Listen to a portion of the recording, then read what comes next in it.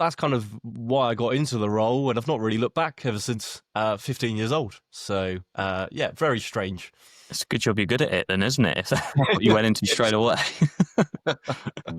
Welcome to the first ever episode of Money Illuminated, a podcast where we're going to discuss financial planning, investing, and hopefully helping you make more confident decisions with your money. Me and my colleague Jack here. Welcome, Jack. Hello. We'll be going through all the key areas that are very overwhelming, where there's a lot of noise, a lot of contradicting information, and hopefully we're going to break them down episode by episode at a time and just try and simplify them as much as we possibly can.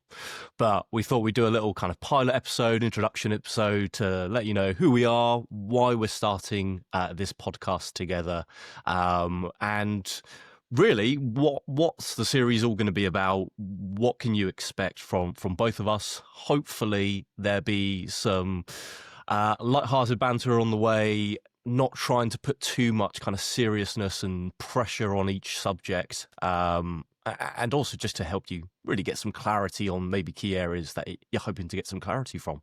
So without further ado, the kind of wizard of financial planning is my colleague here, Jack Saunders. He runs the financial planning team at illuminated. So welcome, Jack. Any kind of introduction you'd want to give for yourself? Give for myself, crikey. No, I think you've summed it up nicely. We're a company and a group of people that are really, really passionate about financial planning, helping people make really confident decisions around money and having that money support their lives and the lives they want to live. Kind of lifestyle financial planning, I suppose, is one phrase to use for it. And yeah, I think as individuals within the team, yourself, myself, and all of the other advisors and back office members of the illuminated family are all just super, super passionate to help people with this stuff. And yeah, we thought making this podcast, as much as it's been in the kind of thought process for many, many months, I think it's probably close to a year actually. We thought now was a good time to get started, especially with all of the noise that seems to be out there at the moment around the finance world and presidents and budgets and all that sort of stuff. So we thought now would be a good time to actually, let's get started. Let's start trying to help as many people as we can with financial education and feeling more confident with money. Yeah, and it's a difficult industry, isn't it? There's a lot of, I guess, negativity from the past, a lot of products selling from when regulations weren't as strict, and then you get all the noise and overwhelming information from newspapers, from people just trying to get you to click and read what they're trying to say. So hopefully we're going to simplify all of that for our private wealth clients, for our corporate clients, for anyone else that wants to find out a little bit more. And Jack, there's no one better really to kind of break that down than yourself. Maybe there are people that are better than me, but I spend most of my time working on this stuff. I mean, as a company, we've got lots of different sides to our business, haven't we? But primarily, I'm focused on helping families go through their financial planning.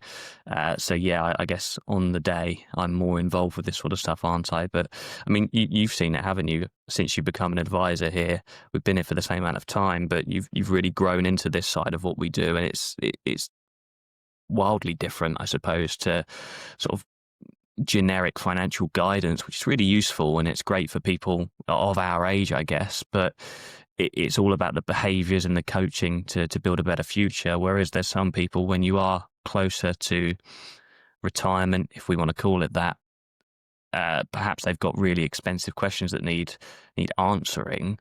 Those are the types of people where you just need to go a little bit deeper and have more of a tailored sort of plan in place, I guess. And yeah, I think the general theme of the podcast is effectively to have a topic for each episode, isn't it? I think, and try and keep ourselves on track for that topic instead of going off into any direction, which is very easy to do. We're both quite chatty people.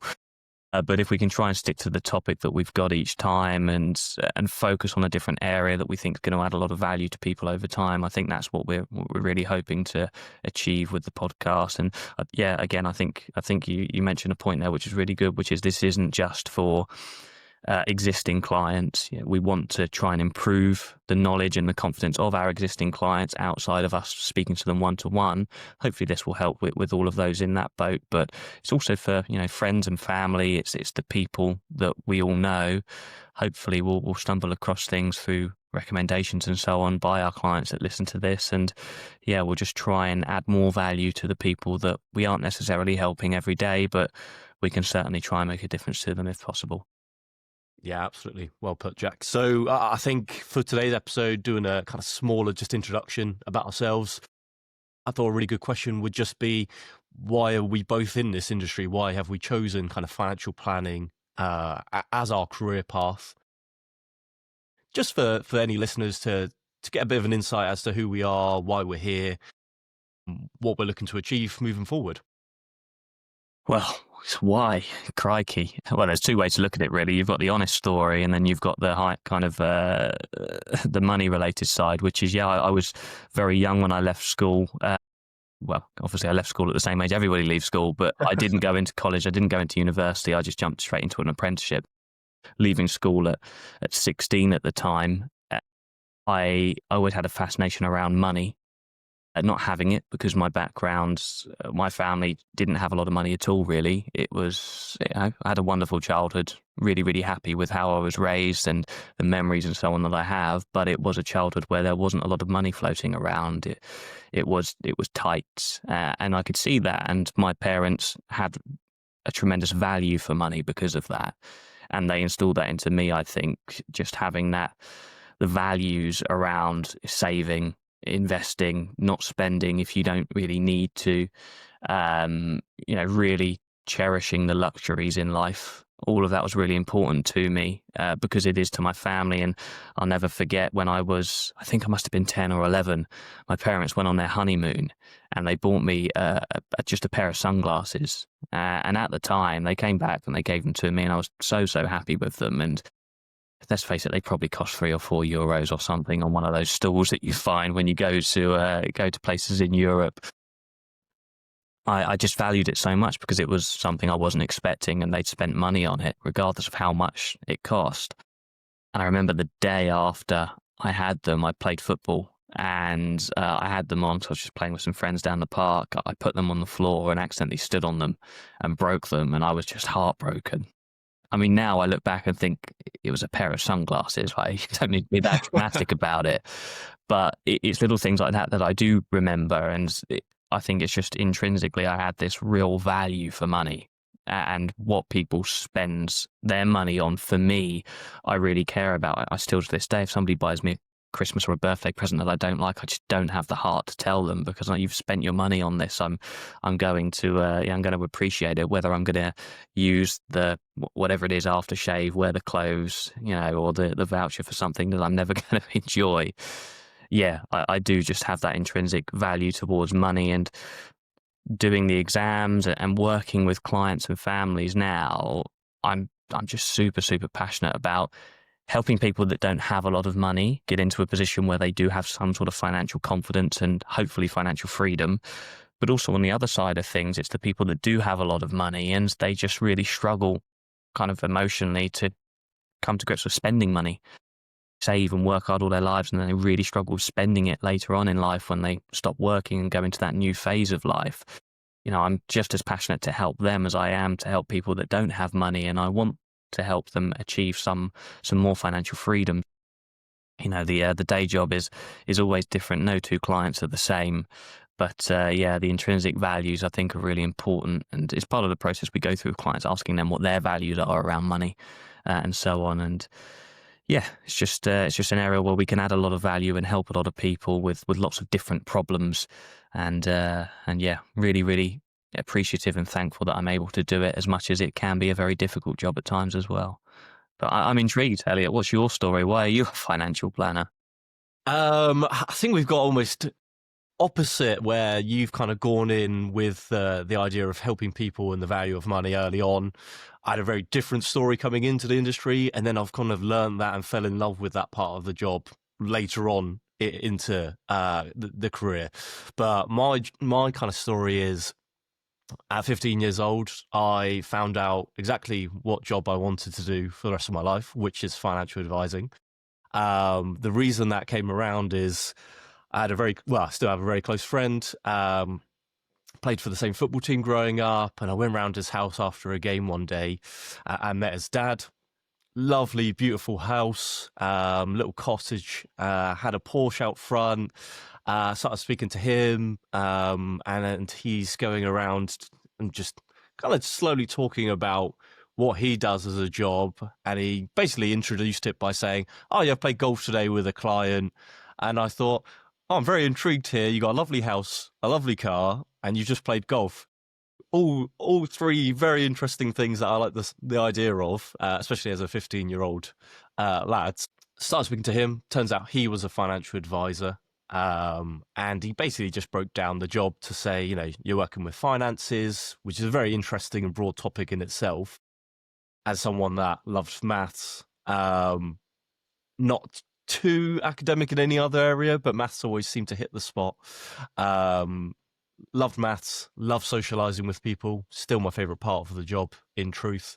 Loved the idea of having almost friends that you're speaking to, and I very much learned that with clients. They become, friends that you catch up. You know about their family, what they love doing, what they want to spend their time doing. Everything about the job just sounded exactly what I like the idea of. So ended up studying economics and maths at college, went and did financial management at university, got my degree, went straight into the job market, found illuminated, and I've been here ever since. So from that side, it might have come from a very, monetary, easy life point of view, but it's far from that. And actually, you have such emotions with all the clients and making sure you're doing right by them and that they're spending the money on what's best for them and their family. That's kind of why I got into the role, and I've not really looked back ever since 15 years old. So, very strange. It's a good job you're good at it then, isn't it? If that's what you went into straight away. No, it certainly is. So, in one way or the other, very lucky I think we probably both are, that we found a career that we love the idea of, that you can never get enough experience or knowledge in, that we both seem to be pretty good at the same time. Yeah, very fortunate, aren't we? And, there is a lot of hard work that goes into this, and being able to work with clients. And you're right, the math side of things and numbers are important, but really it's just that relationship building and working with people, and just them having the confidence that we're in it for them. We're not in it for anybody else, and we absolutely are in it for them and them only. We love to help more people, and as a business, of course, we want to grow. We're a business where we employ people. We want everybody to grow and achieve things, but ultimately the foundation of being able to do that is by providing what we see as really, really top quality and life-changing financial planning and financial advice. And we're very, very thankful to our clients and future clients as well for joining us on that journey and allowing us the opportunity to help them. Absolutely. And I think we'll be doing our second episode on really the foundation of financial planning, what we find most enjoyable about our industry, helping people. The financial planning is such a key aspect, but it's such a broad spectrum that maybe most people don't really know what that means. So I think that first episode will be on financial planning.